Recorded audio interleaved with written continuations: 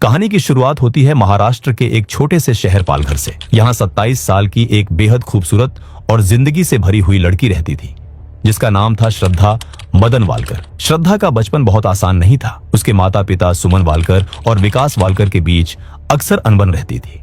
घर का माहौल तनावपूर्ण होने के कारण पिता अक्सर परिवार से अलग ही रहते थे। श्रद्धा अपनी माँ सुमन वालकर और अपने छोटे भाई श्रीजय के साथ रहती थी। लेकिन इन सब पारिवारिक परेशानियों के बावजूद श्रद्धा के सपने बहुत बड़े थे। उसने मास मीडिया में अपनी डिग्री पूरी की थी। जब श्रद्धा 20 साल की हुई तो उसने सोचा कि अब बहुत हो गया है। कब तक हमारी मॉम हमें सपोर्ट करती रहेगी? मुझे खुद से कुछ काम करना चाहिए। तो पालघर में ज्यादा अपॉर्चुनिटीज ना होने की वजह से श्रद्धा ने मुंबई मूव करने का सोचा। साल 2018 में श्रद्धा सपनों के शहर मुंबई आ गई। मुंबई के मलाड इलाके में श्रद्धा ने एक मल्टीनेशनल कंपनी के कॉल सेंटर में नौकरी शुरू कर दी। हालांकि रोज रोज पालघर से मलाड आने जाने में उसे काफी तकलीफ होती थी, तो उसने सोचा कि वो अपने ऑफिस के करीब ही एक फ्लैट रेंट पर लेगी। उसकी मां ने भी कहा कि यही सही फैसला है, तो श्रद्धा ने पालघर का घर छोड़कर मलाड में ही रेंट पर रहने लगी। अकेले थोड़ा टाइम लगा उसे एडजस्ट होने में, पर वो स्लोली फ्रेंड्स बना रही थी और मुंबई कल्चर में सेटल होने का ट्राई कर रही थी। श्रद्धा नए दोस्त ढूंढ रही थी और उसी समय उसकी मुलाकात आफ्ताब पूनावाला से होती है, जो उसी ऑफिस में उसके साथ काम करता था। बातचीत के दौरान पता चलता है कि 28 साल का आफ्ताब भी महाराष्ट्र के वसई का ही रहने वाला था। वो एक पढ़ा लिखा, फर्राटेदार अंग्रेजी बोलने वाला और बेहद चार्मिंग नौजवान था। आफ्ताब ने एक अच्छे स्कूल से पढ़ाई की थी, मैनेजमेंट की डिग्री हासिल की थी और मुंबई के एक नामी 5 स्टार होटल से शेफ की प्रोफेशनल ट्रेनिंग भी ली थी। बाहर से देखने पर आफ्ताब एक बेहद सुलझा हुआ और मॉडर्न लड़का लगता था। ऑफिस की जान पहचान जल्द ही गहरी दोस्ती में बदल गई। अब वो सिर्फ ऑफिस में ही नहीं मिलते थे, बल्कि बाहर भी साथ घूमने लगे। आफ्ताब की मीठी बातें, उसका कॉन्फिडेंस और उसका केयरिंग नेचर श्रद्धा को बहुत पसंद आ रहा था। अपनी पारिवारिक उलझनों और अकेलेपन से दूर श्रद्धा को आफ्ताब में एक ऐसा हमसफर नजर आने लगा जो उसे समझता था। धीरे धीरे दोनों एक दूसरे के बेहद करीब आ गए थे और उनका यह अट्रैक्शन एक सीरियस रिलेशनशिप में बदल गया। रिलेशनशिप शुरू होने के कुछ ही हफ्तों बाद आफ्ताब ने श्रद्धा के सामने एक प्रपोजल रखा। आफ्ताब, जो खुद अपने परिवार से दूर अकेले रहता था, उसने कहा, हम दोनों एक दूसरे से प्यार करते हैं और मुंबई जैसे शहर में अकेले रहना बहुत खर्चीला है। क्यों ना हम एक साथ लिव इन रिलेशनशिप में रहें। उस वक्त श्रद्धा को आफ्ताब का यह प्रपोजल बहुत सही लगा और उसने लिव इन में रहने के लिए हाँ कर दी। साल 2019 में दोनों ने मुंबई में एक किराए का कमरा लिया और साथ रहने लगे। उन्होंने मुंबई के मलाड एरिया में ही एक फ्लैट किराए पर लिया और एक छत के नीचे पति पत्नी की तरह रहने लगे। बाहर से देखने पर ये एक परफेक्ट मॉडर्न लव स्टोरी लग रही थी। इसके बाद श्रद्धा ने सोचा कि वो अपनी माँ को उसके और आफ्ताब के रिलेशनशिप के बारे में बता देगी और वो पालघर जाके अपने माँ से बात करने लगी। अपनी माँ सुमन को आफ्ताब और अपने लिव इन रिलेशनशिप के बारे में श्रद्धा ने बताया और यह भी कहा कि वह आफ्ताब से शादी करना चाहती है। ये बात सुनकर सुमन चौंक गई और घर में तूफान आ गया। उसकी माँ ने इस रिश्ते को सिरे से खारिज कर दिया। उन्होंने श्रद्धा को कहा कि हम हिंदू हैं और वो मुसलमान। अलग धर्म होने के कारण हमारी फैमिली और हमारा समाज इस रिश्ते को कभी स्वीकार नहीं करेगा। जब श्रद्धा ने अपनी माँ की बात नहीं मानी तो माँ ने श्रद्धा के पिता विकास वालकर से मदद मांगी, इस उम्मीद में कि श्रद्धा एटलीस्ट अपने पिता की बात मानेगी।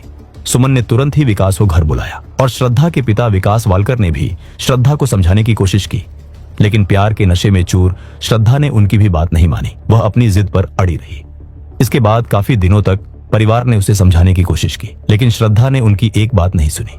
उसका परिवार उसे आफ्ताब से अलग करना चाहता था, लेकिन नतीजा एकदम उल्टा हुआ। परिवार के साथ उसकी रोज रोज की लड़ाई इतनी बढ़ गई कि श्रद्धा ने एक दिन गुस्से में सारी हदें पार कर दी। उसने अपने माता पिता से चीख कर कहा, आज से मेरा परिवार से कोई रिश्ता नहीं है, मेरी कोई फैमिली नहीं है, मेरे लिए अब आफ्ताब ही सब कुछ है, मुझे दोबारा कभी कांटेक्ट मत करना। ये कहकर श्रद्धा ने हमेशा के लिए अपना घर छोड़ दिया। सितंबर 2019 ये वो महीना था जब श्रद्धा ने अपने सबसे बड़े सुरक्षा कवच, अपने परिवार को अपने ही हाथों तोड़ दिया था। अब वो इस बड़ी दुनिया में आफ्ताब के साथ बिल्कुल अकेली थी। श्रद्धा ने अपने माता पिता के फीलिंग्स के बारे में बिल्कुल भी नहीं सोचा। श्रद्धा ने अपनी तरफ से सारे रिश्ते तोड़ लिए थे। वह ना अपने परिवार से मिलती, ना उनका फोन उठाती। उसका छोटा भाई श्रीजय बस कभी कभी उसकी व्हाट्सएप या इंस्टाग्राम स्टोरी देखकर यह तसल्ली कर लेता था कि उसकी बहन जिंदा है और ठीक है। इसके बाद उसकी माँ हर रोज श्रद्धा के बारे में सोच सोच कर परेशान रहती थी और इसी परेशानी के चलते सुमन की तबीयत भी खराब हो रही थी।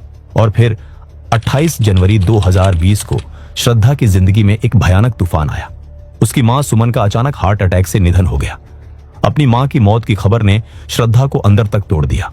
वो मां के अंतिम संस्कार में गई, जहां उसकी मुलाकात उसके पिता से हुई, जहां वो अपने पिता को गले लगा के रोने लगी। मां की मौत के बाद श्रद्धा आफ्ताब पर इमोशनली पूरी तरह से डिपेंड हो गई थी और यहीं से आफ्ताब का असली चेहरा सामने आना शुरू हुआ। जो रिश्ता प्यार से शुरू हुआ था वो अब एक घुटन भरे जाल में तब्दील होने लगा था। सच्चाई ये थी कि आफ्ताब कोई जिम्मेदार इंसान नहीं था। वो अक्सर घर पर खाली बैठा रहता था, जबकि श्रद्धा रोज ऑफिस जाकर मेहनत से पैसे कमाती थी। आफ्ताब श्रद्धा की ही कमाई से अपने महंगे शौक पूरे करता था, अपने लिए गांजा खरीदता था और घर का सारा खर्चा श्रद्धा पर डाल देता था। बात सिर्फ पैसों की नहीं थी। श्रद्धा चाहती थी कि उसकी और आफ्ताब की जल्द शादी हो और दोनों ऑफिशियल पति पत्नी की तरह रहे, लेकिन आफ्ताब हमेशा ही इस बात को इग्नोर कर देता था। धीरे धीरे दोनों की जिंदगी में चीजें और खराब होने लगी। जब जब श्रद्धा आफ्ताब से शादी की बात करती, तब तब आफ्ताब और श्रद्धा में बहुत झगड़े होते थे। एक बार तो बात इतनी बढ़ गई थी कि आफ्ताब ने श्रद्धा पर हाथ भी उठाया था। एक बार तो श्रद्धा ने रोते हुए अपनी एक दोस्त को फोन किया और कहा कि आफ्ताब ने उसे इतनी बुरी तरह मारा है कि अगर वो आज रात उसके साथ रुकी तो वो उसे जान से मार देगा। श्रद्धा इतनी डरी हुई थी कि उसने अपने दोस्त को कहा कि उसने पुलिस कंप्लेंट करने तक का मन बना लिया था। लेकिन हर बार की तरह आफ्ताब उसके पास आता है और एक शातिर शिकारी की तरह मगरमच्छ के आंसू बहाता था, माफी मांगता था और श्रद्धा इस उम्मीद में उसे माफ कर देती कि एक दिन वो उससे शादी कर लेगा और सब ठीक हो जाएगा। लेकिन आफ्ताब अपनी हरकतों से बाहर नहीं आ रहा था। आफ्ताब लगातार उसी डेटिंग ऐप का इस्तेमाल कर रहा था जिसके जरिए वो श्रद्धा से मिला था। वो दूसरी लड़कियों से मिलता था। जब श्रद्धा को इस बारे में पता चला तो उसने विरोध किया, जिसके बाद आफ्ताब ने उसे ही मेंटली टॉर्चर किया और कहा कि तुम पागल हो रही हो, तुम बेवजह शक करती हो। दोनों के बीच भयंकर झगड़े होते थे, लेकिन श्रद्धा इस रिश्ते से बाहर नहीं निकल पा रही थी। 2022 में जाके आफ्ताब के परिवार को भी पता चला कि आफ्ताब किसी हिंदू लड़की के साथ रह रहा है। आफ्ताब के परिवार वालों ने भी इस रिश्ते को नकार दिया और उसके परिवार वालों ने कहा कि वो श्रद्धा को छोड़ दे। रोज रोज के झगड़ों और मुंबई की घुटन से बचने के लिए आफ्ताब ने एक नया कार्ड खेला।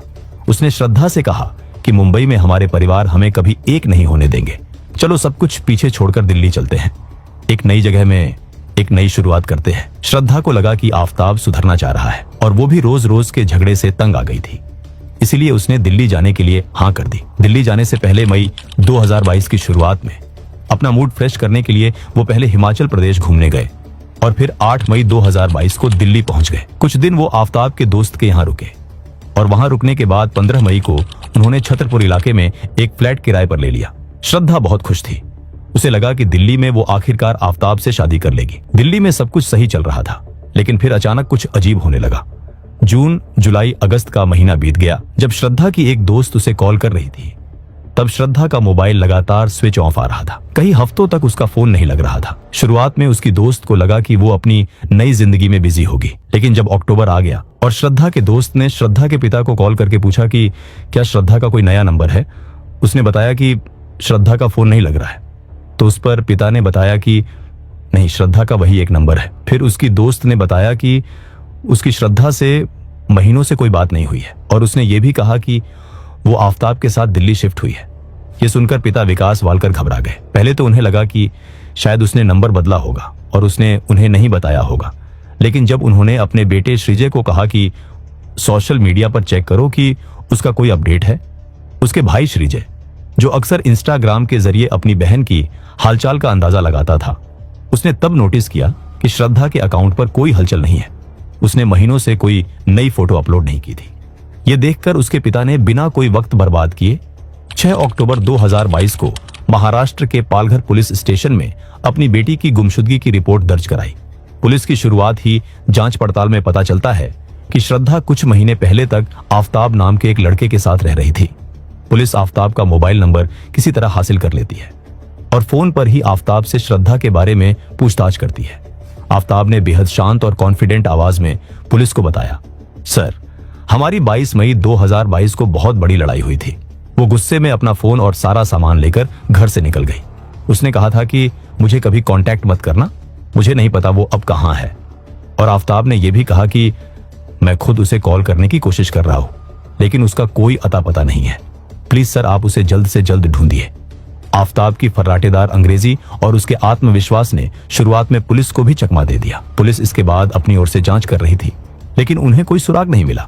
जिसके बाद क्योंकि श्रद्धा की आखिरी लोकेशन दिल्ली की थी, इसलिए ये केस दिल्ली पुलिस को ट्रांसफर कर दिया गया।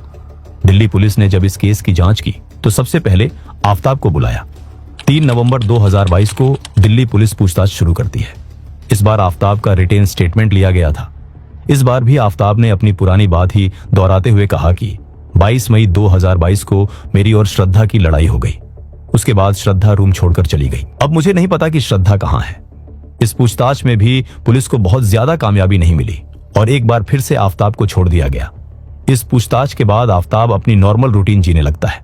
हालांकि बाद में जब आफ्ताब के इस लिखित बयान की जांच पड़ताल की जाती है तो पुलिस वालों को कई जगह आफ्ताब के बयान में कमी नजर आने लगती है और पुलिस वालों को शक होने लगता है कि कहीं ना कहीं आफ्ताब बहुत कुछ छुपा रहा है। इसी के बाद एक बार फिर से 8 नवंबर 2022 को दिल्ली पुलिस आफ्ताब को सवाल जवाब के लिए बुलाती है। इस बार आफ्ताब अपने ही बने जाल में बुरी तरीके से फंस जाता है। दरअसल शुरुआती 2 बार की पूछताछ में आफ्ताब ने बताया था कि श्रद्धा से 22 मई को उसकी बहुत ज्यादा नोकझोंक हुई थी और बात हाथापाई तक पहुंच गई थी। इसी के बाद श्रद्धा 22 मई 2022 को ही अपना मोबाइल लेकर और अपने कुछ कपड़े लेकर वहां से निकल गई थी। लेकिन पुलिस इन्वेस्टिगेशन के क्रम में एक दिन पुलिस वाले को पता लगता है कि एक तरफ आफ्ताब ने पूछताछ में बताया था कि 22 मई को ही श्रद्धा अपना मोबाइल लेकर चली गई थी, जबकि 26 मई 2022 को श्रद्धा के मोबाइल से ही एक बैंकिंग ऐप का इस्तेमाल करते हुए श्रद्धा के बैंक अकाउंट से आफ्ताब के बैंक अकाउंट पर 52,000 का ट्रांजैक्शन किया गया था। उस समय मोबाइल की लोकेशन एग्जैक्ट छतरपुर में उसी जगह की थी जहां पर पहले श्रद्धा और आफ्ताब रहा करते थे। इसके अलावा जब पुलिस ने श्रद्धा के इंस्टाग्राम अकाउंट की डिटेल्स निकलवाए तो पता चला कि मई के आखिरी हफ्ते में भी उसी छतरपुर की लोकेशन से श्रद्धा का सोशल मीडिया अकाउंट हैंडल किया जा रहा था और कुछ दोस्तों से चैट भी हुई थी। यहां तक कि 31 मई 2022 को भी छतरपुर लोकेशन से ही श्रद्धा की एक फ्रेंड से चैट हुई थी। अब दिल्ली पुलिस आफ्ताब से सवाल करती है कि अगर 22 मई को ही श्रद्धा यहां से जा चुकी है तो आखिर उसका मोबाइल फोन कैसे पहले 26 मई और फिर 31 मई को इसी घर पर ऑन हुआ और उससे ट्रांजैक्शन हुए। आफ्ताब इन सवालों का प्रॉपर जवाब नहीं दे पाता है और फिर कड़ाई से पूछताछ का दौर शुरू हो जाता है। आखिरकार पुलिस की सख्ती और टॉर्चर के आगे आफ्ताब की सारी हेकड़ी निकल जाती है और फिर आगे जो खुलासा होता है उसे जानकर हर किसी के पैरों तले जमीन खिसक जाती है। उनके रोंगटे खड़े हो गए। आफ्ताब ने कांपती हुई आवाज में नहीं बल्कि एक अजीब सी शांति के साथ कबूल किया, श्रद्धा मुझे छोड़कर नहीं गई थी। वो कभी इस फ्लैट से बाहर निकली ही नहीं। मैंने उसे मार दिया है। ये कोई आम मर्डर नहीं था। पुलिस ने जब पूछा कि लाश कहां है तो आफ्ताब ने जो कहानी सुनाई वो किसी की भी नींद उड़ाने के लिए काफी थी। आफ्ताब ने बताना शुरू किया कि 18 मई 2022 की शाम को क्या हुआ था। दिल्ली आए हुए उन्हें मुश्किल से 10 दिन ही हुए थे। शाम के वक्त घर के खर्चों और श्रद्धा की शादी की लगातार की जा रही मांग को लेकर दोनों में तीखी बहस छिड़ गई। श्रद्धा अब और इंतजार नहीं करना चाहती थी। बात इतनी बढ़ गई कि हाथापाई शुरू हो गई। गुस्से में पागल आफ्ताब ने श्रद्धा को जोर से धक्का दिया और वो जमीन पर गिर गई। इससे पहले कि वो उठ पाती 28 साल का आफ्ताब उसके सीने पर चढ़ गया। उसने अपने दोनों हाथों से श्रद्धा का गला दबोच लिया। श्रद्धा तड़पती रही, छटपटाती रही, लेकिन आफ्ताब ने अपनी पकड़ तब तक ढीली नहीं की जब तक श्रद्धा की सांसें हमेशा के लिए रुक नहीं गईं और उसका शरीर नीला नहीं पड़ गया। कत्ल करने के बाद आफ्ताब घबराया नहीं। वो वहीं लाश के पास बैठा रहा। उसे थकान महसूस हो रही थी तो उसने आराम से ऑनलाइन खाना ऑर्डर किया। जब डिलीवरी वाला आया तो उसने दरवाजे पर ही खाना कलेक्ट कर लिया और उसी कमरे में लाश के बगल में बैठकर उसने वो खाना खाया, बियर पी और फिर दूसरे कमरे में जाकर आराम से सो गया। अगली सुबह 19 मई को जब वो उठा उसे लाश को ठिकाने लगाना था। एक प्रोफेशनल शेफ रह चुका आफ्ताब जानता था कि मांस को कैसे काटा जाता है। वो मार्केट गया और उसने एक 300 लीटर का बड़ा फ्रिज खरीदा। फिर वो एक हार्डवेयर की दुकान पर गया और वहां से मांस काटने वाली एक बेहद धारदार आरी खरीदी। साथ ही कचरा फेंकने वाले भारी काले प्लास्टिक बैग्स, ब्लीच और खतरनाक केमिकल्स भी खरीदे। घर आकर उसने श्रद्धा की लाश को घसीटकर बाथरूम में डाला। खून जम न जाए इसलिए उसने बाथरूम का शावर फुल स्पीड में चला दिया और फिर उसने उस आरी से अपनी ही प्रेमिका के शरीर को काटना शुरू कर दिया। इंटरनेट पर एनाटॉमी पढ़कर उसे पता था कि शरीर कैसे काटना है। जब वह श्रद्धा के शरीर का हिप वाला हिस्सा काट रहा था तो पानी और खून की वजह से आरी स्लिप हो गई और आफ्ताब के बाएं हाथ पर एक गहरा कट लग गया। हाथ से खून बहने लगा और दर्द होने लगा। वह तुरंत पास के एक डॉक्टर के पास गया। डॉक्टर ने जब उससे पूछा कि यह कट कैसे लगा तो उस शातिर कातिल ने बिना पलक झपकाए झूठ बोल दिया। मैं फ्रूट्स काट रहा था, तभी चाकू स्लिप हो गया। उसने बड़े आराम से डॉक्टर से अपने हाथ पर टांके लगवाए और वापस उसी फ्लैट में आ गया और अपना काम शुरू कर दिया। कई घंटों की हैवानियत के बाद उसने उस लड़की के शरीर के पूरे 35 टुकड़े कर दिए थे। जिससे वो प्यार करने का दावा करता था, उसी को वो बड़ी बेरहमी से काटता रहा। इन टुकड़ों को उसने एक एक करके काले पॉलीथिन बैग्स में पैक किया और उसके बाद उसी नए फ्रिज के फ्रीजर में उसने सजा कर रख दिया। उसी फ्रिज में वो अपना खाने पीने का सामान भी रखता था और रोज उसे खोलकर इस्तेमाल करता था। वो बड़े आराम से फ्रिज से दूध निकालकर ऐसे चाय बना के पीता था मानो कुछ हुआ ही ना हो।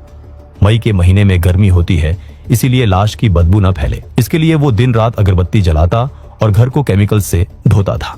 इसके बाद अब शुरू हुआ उसके लाश ठिकाने लगाने का मास्टर प्लान। अगर वो सारे टुकड़े एक साथ फेंकता तो किसी की भी नजर पड़ सकती थी। उसने एक खौफनाक रूटीन बना लिया। हर रात करीब 2 बजे वो अपने बैकपैक में 1 या 2 पॉलीथीन बैग डालता और छतरपुर से निकलकर महरौली के घने जंगलों या सुनसान इलाकों में जाकर उन टुकड़ों को जानवरों के खाने के लिए फेंक देता। यही नहीं, वो एक डायरी में नोट करता था कि कौन सा टुकड़ा कहाँ फेंका है, ताकि एक जगह पर ज्यादा टुकड़े न मिले। अगले 17 से 18 दिनों तक वो यही करता रहा। उसने श्रद्धा के कपड़ों को 2 अलग अलग हिस्सों में बांटा। कुछ कपड़े घर के पास फेंके और बाकी कपड़े एक बहुत दूर कूड़े के ढेर में फेंक दिए। जिस आरी से उसने श्रद्धा को काटा था, उसका हैंडल निकालकर उसने मैदान गढ़ी के तालाब में फेंका और आगे का लोहे वाला हिस्सा गुरुग्राम की तरफ फेंक दिया। और सबसे चौंकाने वाली बात, जब श्रद्धा का कटा हुआ सिर उसी फ्रिज में रखा हुआ था, तब आफताब ने वापस डेटिंग ऐप बम्बल का इस्तेमाल शुरू कर दिया था। उसने डेटिंग ऐप के जरिए एक और लड़की को अपने उसी फ्लैट पर बुलाया। उस लड़की के साथ उसने उसी घर में खाना खाया, वक्त बिताया और उस लड़की को जरा भी अंदाजा नहीं था कि जिस फ्रिज से निकालकर आफताब उसे पानी पिला रहा है, उसी फ्रिज में एक कटी हुई लाश का सिर रखा है। आफताब के दिल में ना कोई खौफ था, ना कोई पछतावा। आखिरकार 5 जून को आफताब ने फ्रिज से श्रद्धा का सिर निकाला। उसे पता था कि चेहरा देखकर लाश की पहचान हो सकती है, इसलिए उसने एक सुनसान जगह पर जाकर श्रद्धा के सिर को बुरी तरह जला दिया ताकि कोई उसे पहचान न सके। कत्ल हो चुका था, लाश गायब हो चुकी। फ्लैट को ब्लीच और केमिकल से धोकर ऐसा चमका दिया गया था कि खून का एक कतरा भी ना मिले। लेकिन आफताब जानता था कि अगर श्रद्धा अचानक गायब हो गई तो मुंबई में उसके दोस्त और उसका परिवार पुलिस में जाएंगे। इसलिए उसने एक डिजिटल मर्डर की साजिश रची। उसने श्रद्धा का मोबाइल अपने पास ही रखा। वह श्रद्धा के इंस्टाग्राम और व्हाट्सएप अकाउंट से उसके दोस्तों को रिप्लाई करता रहता था। वह इस तरह बात करता था जैसे श्रद्धा जिंदा हो और मजे में हो। उसने अपने किसी भी पड़ोसी से बात करना बंद कर दिया था और हमेशा अपना कमरा बंद रखता था। जून के महीने में आफताब काम के सिलसिले में वापस मुंबई गया। मुंबई पहुंचकर उसने श्रद्धा का फोन स्विच ऑफ किया और उसे कहीं दूर फेंक दिया। अब श्रद्धा का डिजिटल वजूद भी मिट चुका था। आफताब के इस खौफनाक कबूलनामे के बाद पूरे देश में सनसनी फैल गई। पुलिस उसे लेकर महरौली के जंगलों में भटकी और कई दिनों की तलाश के बाद पुलिस को जंगल से कुछ हड्डियां मिली, जिनमें जबड़ा और पेल्विक बोन शामिल थे। डीएनए टेस्ट के लिए उन्हें लैब भेजा गया। पुलिस ने आफताब का पॉलीग्राफ और नार्को टेस्ट भी करवाया। आज आफताब सलाखों के पीछे है और ये हाई प्रोफाइल केस अदालत में चल रहा है। पुलिस बिना पूरी बॉडी और मर्डर वेपन के हर डिजिटल और फॉरेंसिक सबूत को कड़ी से कड़ी जोड़कर उसे फांसी तक पहुंचाने की कोशिश कर रही है। ये कहानी सिर्फ एक क्राइम की दास्तान नहीं है, ये एक बेहद कड़वा सबक है जो हमें बताता है कि अंधे प्यार में उन रेड फ्लैग्स को इग्नोर करना कितना खतरनाक हो सकता है, जो अक्सर शुरुआत में ही दिख जाते हैं। जब भी कोई रिश्ता आपके आत्मसम्मान से बड़ा हो जाए, जब भी आपका पार्टनर आप पर हावी होने लगे या हाथ उठाने लगे, तो याद रखिए वहां से वापस लौटने में कोई बुराई नहीं है। जान से बढ़कर इस दुनिया में कोई प्यार नहीं होता। क्या आपको लगता है कि आफताब जैसे शातिर और खूंखार साइकोपैथ के लिए हमारे कानून में कोई ऐसी सजा है जो इस जुर्म के बराबर हो? अपनी राय जरूर साझा करें।